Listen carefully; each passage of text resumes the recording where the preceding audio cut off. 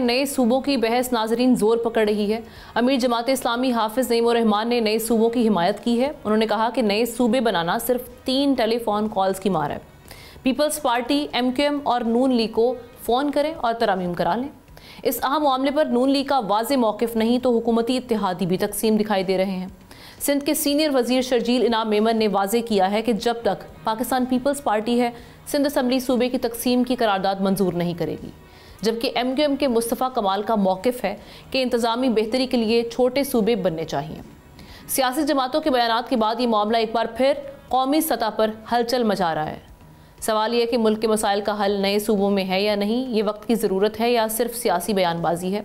लेकिन आज हम इसके लीगल पहलू पर बात करेंगे। नए सूबे नागुज़ीर हो चुके हैं या नहीं हो चुके, ये एक अलग बहस। हमाद रुहेला कानूनी माहिर हमारे साथ मौजूद हैं, उनको वेलकम करते हैं प्रोग्राम में। हमाद, ये कहिएगा सबसे पहले तो मैं ये जानना चाहूँगी कि हमारे कॉन्स्टिट्यूशन में क्रिएशन ऑफ न्यू प्रोविंसेस, इसके हवाले से कोई प्रोविज़न है, और अगर है और इस पर अब जो हम इस वक्त बयानबाजी चल रही है और अगर 27वीं तरमीम आती है तो आप किस हद तक देख रहे हैं कि ये नए सूबे बन जाएंगे, अप्रूवल होना, या कितना पेचीदा आपको ये अमल दिखाई दे रहा है आगे?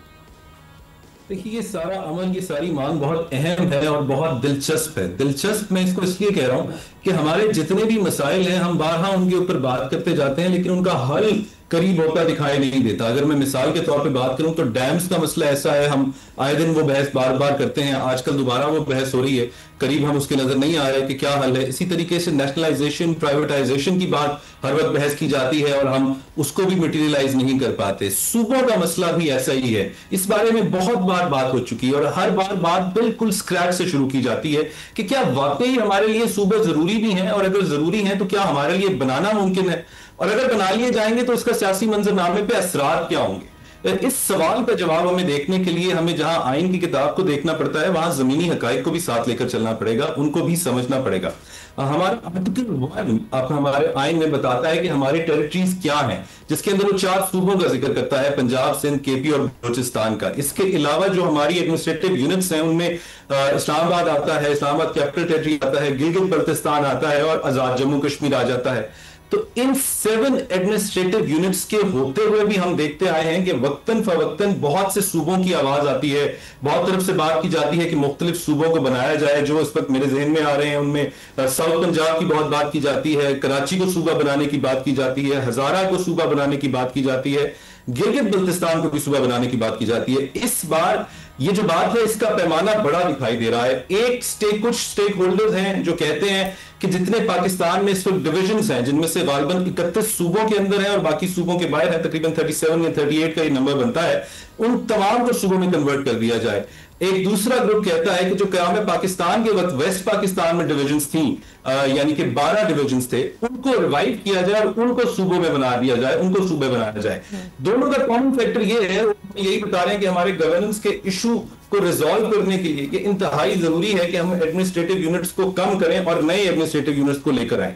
हमारे सियासतदान इस वक्त जो हमें पहले अपने मंशूर के थ्रू और अपने सियासी तकारीर के थ्रू और अपने इलेक्शन कैंपेन्स के थ्रू बताते थे कि नए सूबे कितने जरूरी हैं, वो इस वक्त ये कितना संजीदा मसला है ये हमारे लिए, वो इस वक्त हमें कहते सुनाई दे रहे हैं कि शायद ये गैर संजीदा बात है जो इस वक्त की जा रही है, क्योंकि पाकिस्तान इस वक्त एक बड़े नाजुक मोड़ से गुजर रहा है। ये भी वो तारीखी जुमला है जो मुझे बड़ा दिलचस्प लगता है। हमें लगता नहीं कि वो नाजुक मोड़ कभी खत्म हो रहा हो।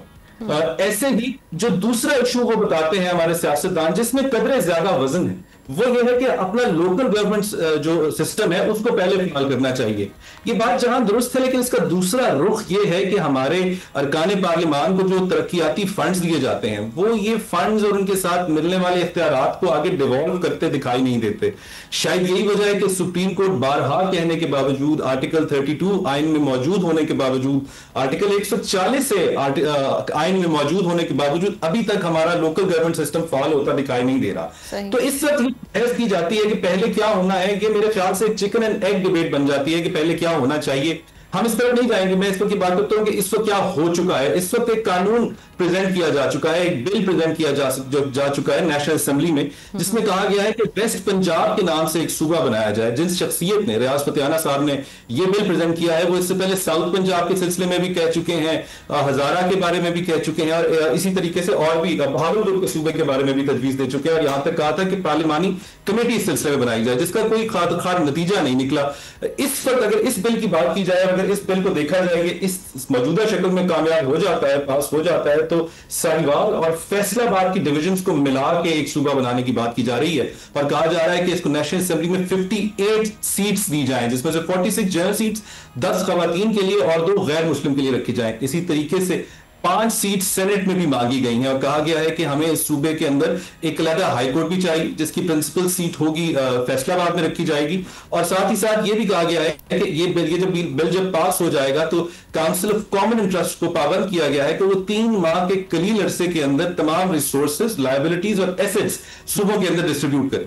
अब अगर इस बिल को पास होना है तो इसके लिए हमें आर्टिकल 239(4) का जिक्र जरूर करना पड़ेगा, जिसमें कहा बड़ा क्लियरली लिखा गया है कि अगर आप किसी सूबे को तकसीम करना चाहते हैं तो उस सूबे की असेंबली से कम 2/3 अक्सरियत के साथ उस तजवीज का पास होना जरूरी है। और जैसे कि 2018 में भी हमने देखा था कि साउथ पंजाब को अलग से एक सूबा बनाने के लिए एक बिल पास किया गया था, बिल सामने टेबल किया गया था, जो कि अप्रूव नहीं हो पाया था 2019 में, जिसका मैंने पहले किया। इस पर कितना पेचीदा होगा अमल?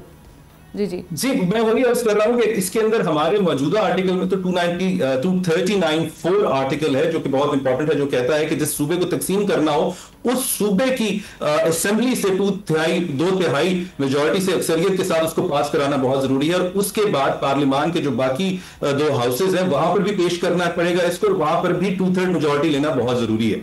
तो अगर मैं समझाता चलूं कि साउथ पंजाब का सूबा हो, वेस्ट पंजाब का सूबा हो तो पंजाब असेंबली से, हजारा का सूबा हो तो केपी असेंबली से, और अगर कराची को अलग सूबा बनाना है तो सिंध की असेंबली से ये चीज 2/3 अक्सरियत से हमें अप्रूव करवानी पड़ेगी। ये सेफगार्ड्स जो है हमारे आइन में फेडरेशन को प्रोटेक्ट करने के लिए दिए गए हैं, और जो सूबों की बात है, नए सूबों की बात है, तो ऐसा नहीं है कि उससे कोई इसमें कोई इश्यू आ जाएगा। आप दुनिया की तरफ नजर दौड़ाएं, बहुत सी मिसालें आपको मिलती हैं। केनिया में 2013 में 47 काउंटीज का सिस्टम यूज कराया गया है। इसी तरीके से इंडोनेशिया में हाल ही में 2 से 3 साल पहले पपुआ के रीजन के अंदर वहां पर उन्होंने नए प्रोविंसेस बनाए हैं। भारत की मिसाल बारहा दी जा रही है। भारत में 2014 में तेलंगाना का इलाका आंध्र प्रदेश से अलहदा किया गया। उसकी वजह यह बताई गई कि ये इकोनॉमिकली डिप्राइव था, हिस्टोरिकली डिप्राइव था। हमारे यहां भी अगर देखा जाए ये हजारा का इलाका हो गया, साउथ पंजाब का इलाका हो गया, तो वो भी हिस्टोरिकली और इकोनॉमिकली डिप्राइव है। वहां पर तरक्याती मंसूबे उस तरीके से नहीं पहुंच सके। जो फर्क है ये तो बता दिया जाता है कि भारत ने 17 स्टेट से लेकर 28 स्टेट्स का सफर बहुत जल्दी तय कर लिया और हम अभी तक 4 सूबों में अटके हुए हैं। तो हमें ये भी देखना चाहिए कि वो एक यूनियन है, वहां निजाम ज्यादा सेंट्रलाइज्ड है। हमारे यहाँ एक फेडरेशन का निजाम है, और जो कराची की इस वक्त पॉपुलेशन और जो हालात हैं उसको देखते हुए भी एग्जैक्टली नए सूबों का कयाम होना चाहिए। मैं एक आखिरी बात इजाजत से कर दूं, भारत से हमें एक और चीज बहुत वाली ये है कि जब वो इस मामले में संजीदा हुए तो उन्होंने स्टेट रीऑर्गेनाइजेशन कमीशन बनाया, जिसने 21 माह काम करने के बाद अपनी तजावीज दी। अगर हम आज इस सिलसिले में संजीदा है तो हमें भी पहले इस बारे में होमवर्क कर लेना चाहिए, वरना वही ना हो हमारे साथ जो पीआईए की प्राइवेटाइजेशन में हमने एम्बिशियस टाइमलाइंस रखी थी उसको हम मीट नहीं कर पाए। बिल्कुल ठीक, thank you so much Hammad Rohela. बड़ा अहम तज्जिया इस हवाले से आपने पेश सूबों के कयाम के हवाले से। नाजरीन अब देखते हैं कि ये ऊंट किस करवट बैठेगा। सब्सक्राइब करें और बेल दबाएं ताकि कोई खबर रह न जाए।